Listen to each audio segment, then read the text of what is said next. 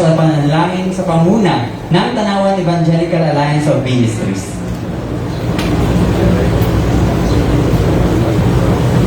Mapagpalang umaga po sa ating lahat. Dito po sa 1 Timothy chapter 6 verses 17 and 18. Ang mayayaman sa material na bagay ay utusan mong huwag magmataas at huwag umasa sa kayamanang lumilipas. Sa halip, umasa sila sa Diyos na masaganang nagbibigay ng lahat ng mga bagay para sa ating kasiyahan. Utusan mo silang gumawa ng mabuti at magpakayaman sa mabubuting gawa. Maging bukas palad at matulungin sa kapwa. Ito lang po ang ating pagkakataon habang tayo po'y nasa mundo ay samantalahin na po natin ang paggawa ng mabuti sa ating kapwa. Kapag ka po laging gracious tayo sa iba, bukas ang ating palad, pag nagsabog po ng blessing, makakatanggap po tayo. Pero kung nakatikom yan, pag nagsabog ng blessing, malalaglag. Isa po sa naging pinakamayamang tao sa Pilipinas ay si Henry C. Nung siya po ay mamatay, ay ang tanong po ng iba, ay ano kanyang naiwanan? Ano sagot? Lahat. Milyon na napagawang sapatos nung inilibing na kamedyas. So wala akong talaga tayong madadala. So maganda ho yung ating kayamanan ay ibahagi natin sa iba. At bahala ang Diyos na magpara sa atin. Tayo tayo na lang. Abang banal, nagpapasalamat po kami sa opportunity na kami po ay ginagamit para pagpalain ng iba. Bine-bless niyo po kami para maging pagpapala naman sa mga kapuspalad. Salamat po sa mga pinagkaniwalaan niyo ng material na bagay. Para ito po naman ay may pamahagi sa bar at sila po maging channel of blessing. Salamat po Panginoon sa aming pong mga city councilors sa kanila pong pagsisikap na makatulong sa aming pamayanan, hindi lamang po dito sa Tanawan, kundi sa buong probinsya. Salamat po Panginoon sa inyong paggabay sa aming siyudad, sa pangunguna po ng aming mayor, sa aming pong vice mayor, sa aming mga city councilors, ng mga department heads, sa lahat po ng mga kawali, sa mga kapulisan, sa Bureau of Fire, sa TMO, sa lahat po ng namamahala sa lansangan. Sa amin po mga minamahal na kapitan, salamat po Panginoon, maging sa kanilang mga kagawad. Nawa Panginoon, tulungan niyo po sila upang sila'y maglingkod ng may katapatan. May nakakakita man o wala. Panginoon, sa inyo pong lahat ang papuri, pasasalamat sa pangalan ng aming Panginoon Jesus. Amen. Magparahin po tayo ng Panginoon. Palakpakan po natin ng Panginoon. Maraming salamat po, Pastor. At mangyaring humarap po tayo sa ating pambansang watawat. Awitin po natin ang lupang hinirang na susundan na opisyal na himno ng Tanawan, ang Tanawan Bayan Ko. Ilagay po natin ang ating kanang kamay sa kaliwang dibdib.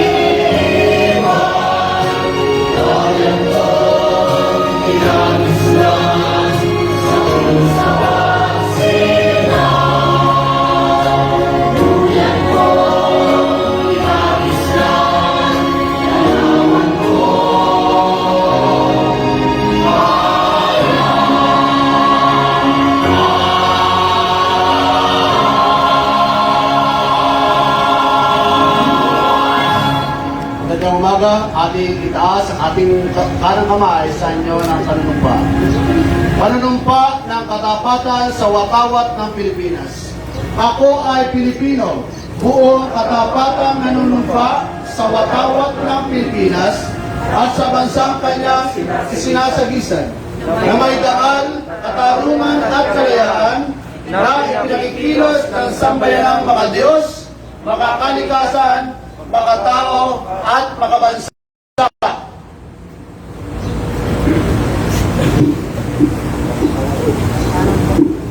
Panunumpa ng lingkod bayan. Ako ay isang lingkod bayan, katungkulan ko ang maglingkod ng buong katapatan at kahusayan at makatulong sa katatagan at kaunlaran ng ating bayan. Sisikapin kong patuloy na maragdagan ang aking kaalaman. Magiging bahagi ako ng kaayusan at kapayapaan sa pamahalaan. Susunod na tutulong ako sa pagpapatupad ng mga umiiral na batas at alituntunin ng walang kinikilingan. Isa sa alang-alang ko ang interes na nakararami bago ang pansarili kong kapakanan. Isusulong ko ang mga programang mag-aangat sa antas ng kabuhayan ng mamamayan. Aktibo akong makikibahagi sa mga dakilang layunin sa lipunan. Hindi ako magiging bahagi at isisiwalat ko ang anumang katiwalian na makakaabot sa aking kaalaman. Gagawin ko ang kapakipakinabang ang bawat sandali. Sa lahat ng panahon, sisikapin kong makatugon sa hamon ng lingkod bayan. Ang lahat ng ito para sa dakilang lumikha at sa ating bayan. Kasi hanawa ako ng may kapal. Maraming salamat po. Makakaharap na po dito ang bawat isa. At mga kababayan, malugod po nating pakinggan ang mensahe mula po sa ating minamahal na City Vice Mayor, the Honorable Attorney Hermenegildo G. Trinidad Jr. Okay, magandang umaga sa ating lahat. Okay. Una, gusto ko ulit magpasalamat, Pastor Velasco, to the team for continuously guiding everyone here in the City Government of Tanawan. Maraming salamat, Pastor. At sa pagkakataon ito, I would like to greet, of course, our colleague in the Sangguniang Panglunsod, Councilor Isidro Purwelda, SK Federation President John Kennedy Macalindong, Councilor Cristal Guelos, Councilor Sailin Marqueses, Councilor Joseph Castillo, Councilor Angel Burgos, Councilor Herman Disagon, Councilor Glenvin Gonzales, at sa ating po mga kasama sa panunungkulan, headed of course by our Honorable Mayor, Mayor Sweet Haline, Jerry Laresma, welcome back. Okay, sabi ko sa iyo saan ka man pumunta, babalik ka rin. Of course, I would like to welcome also who is recently joining the team of the local city government family, the former director of the Department of Foreign Affairs, Nancy Garcia. Welcome po. And of course, ang isa kong kasama sa profesyon bilang isang abogado who will be guiding and hoping that everything will be really put in a proper perspective insofar as legal issues and concerns are involved. Attorney Jason Hernandez, welcome to the city government family. Department heads na naririto, chief of officers na naririto, siguro naman for the past week, we had accomplished so much.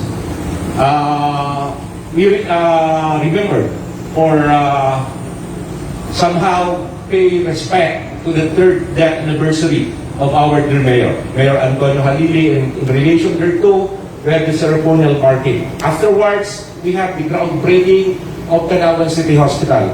I know yung ating City Health is not, hindi tumitigil doon sa kanilang ginagawa. As of today, I'm glad to say that around 145 cases na lang yung active natin. That's a good showing.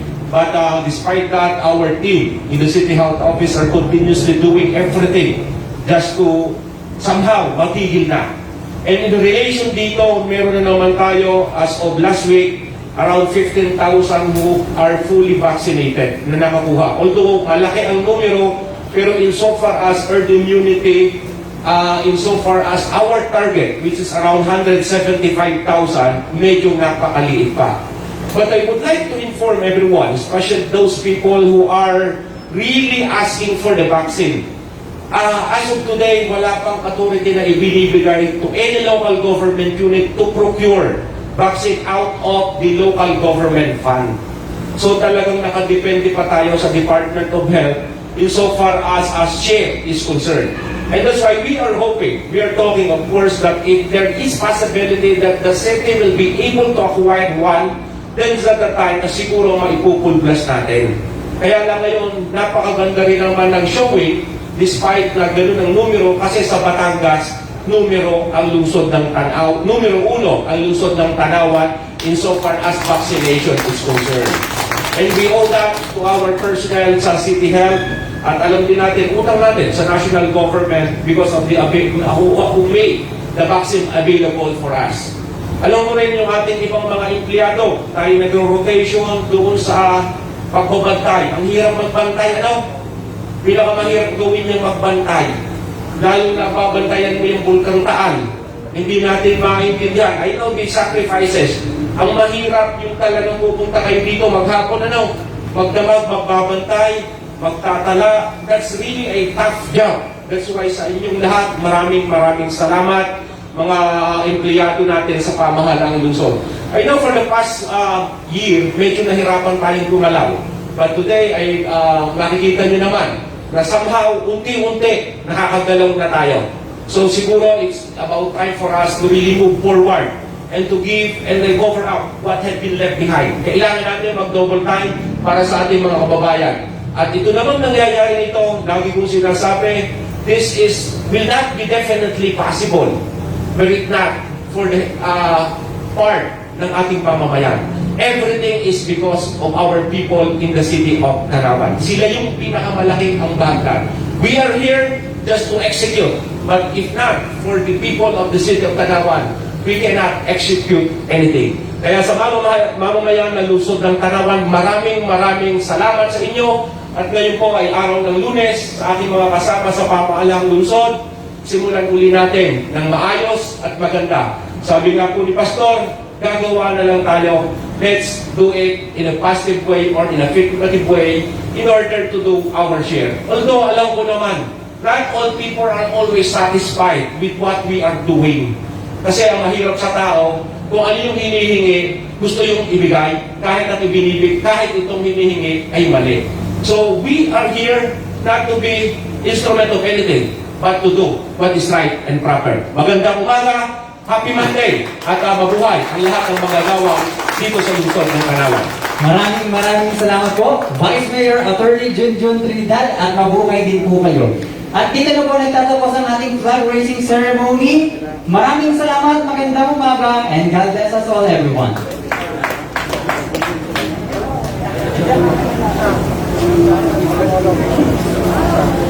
Thank you.